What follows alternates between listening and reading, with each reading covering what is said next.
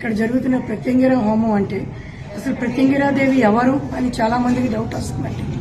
ప్రత్యంగిరాదేవి ఎవరంటే మనకి నరసింహస్వామి ఉగ్ర రూపం ధరించినప్పుడు హిరణ్యకశిపుడు చనిపోయి ఆయన వేళ్లలోకి వెళ్ళిన రక్తం వలన రక్తంతో చీల్చినప్పుడు ఆయనకి అందులో ఒక రాక్షస స్వభావం ఉగ్ర రూపం వస్తుంది.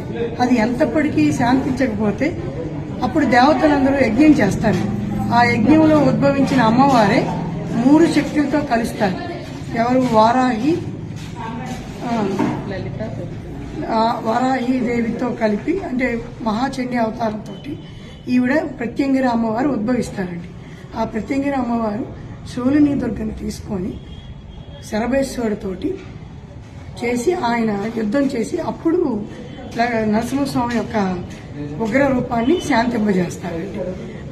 అది ఆ ప్రత్యంగిర అమ్మవారిని మనం పూజించడం వల్ల మనకు కలిగే లాభాలు ఏంటంటే చాలా లాభాలు ఉన్నాయండి. అంటే ప్రజలందరూ ఎలా ఉంటారంటే ఆమె ఒక తాంత్రిక శక్తి, ఒక క్షత్రశక్తి అనుకుంటారు, కానీ నిజంగా అది ఆవిడ కాదండి. ఆవిడ ఒక మహాతల్లి. ఆవిడ మనం అంటే పార్వతీదేవి, ఆవిడ మనం ఒక శక్తి.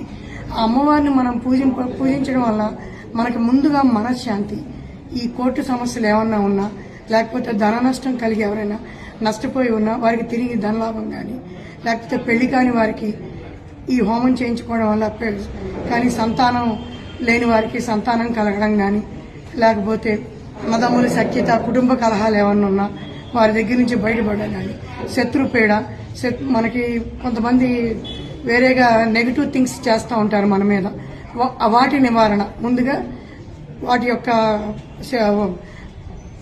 అదే క్షుద్ర శక్తులు కానీ వేరే వాళ్ళు మన దగ్గర వేరేనా ఏదన్నా ప్రయోగించిన ప్రయోగాలు కానీ వాటి నివారణ కానీ అన్నీ ఈ అమ్మవారిని కొలుచుకున్న మా గురువు గారు శ్రీకరానందపూరి గారండి. గుంటూరులో ఉంటారు ఆయన. శ్రీ శ్రీ లలితా ప్రత్యంగిర పరమేశ్వరి పీఠం అని ఆయనకు పీఠం ఉంది. ఆయన దగ్గరికి గుంటూరు మారుతి నగర్ అండి.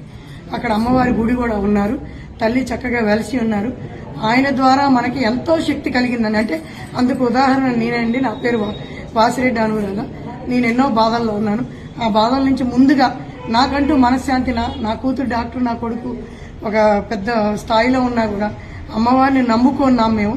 ఆ ఒక్క శక్తి ఎంత అనేది మేము నమ్మిన తర్వాత ఆ గురువుగారి ద్వారా మేము ఉపాసన తీసుకున్నాక ఆ శక్తి మేమెంత మనశ్శాంతిగా మేమెంత సంతోషంగా ఉన్నాం అనేది మమ్మల్ని చూస్తే తెలియాలి.